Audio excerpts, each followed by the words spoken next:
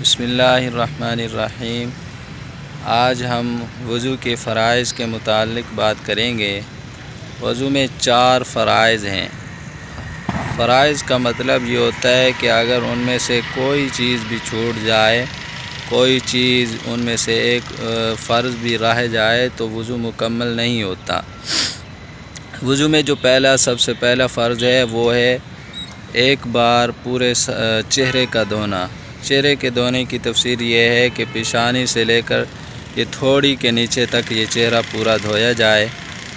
اور دوسرا فرض یہ ہے، اور پہلے فرض میں پھر یہ چہرے کی تفصیل میں یہ ہے کہ ایک کان کی لو سے دوسرے کان کی لو تک یہ پورا چہرہ کہلاتا ہے، پورا چہرہ دھویا جائے۔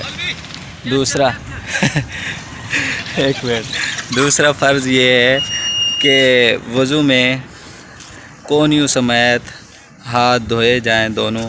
اور تیسرا فرض یہ ہے کہ چوتھائی سر کا مسح کیا جائے، اور چوتھائی سر کا مسح کرنا یہ فرض میں آ جاتا ہے، یہ فرض ہے۔ وضو کا آخری چوتھا فرض یہ ہے کہ دونوں پاؤں دھوئے جائیں، ٹخنوں سمیت دونوں پاؤں دھوئے جائیں۔ تو یہ وضو کے 4 فرائض ہیں۔ ان کے مطابق وضو کرنا ضروری لازم ہوتا ہے۔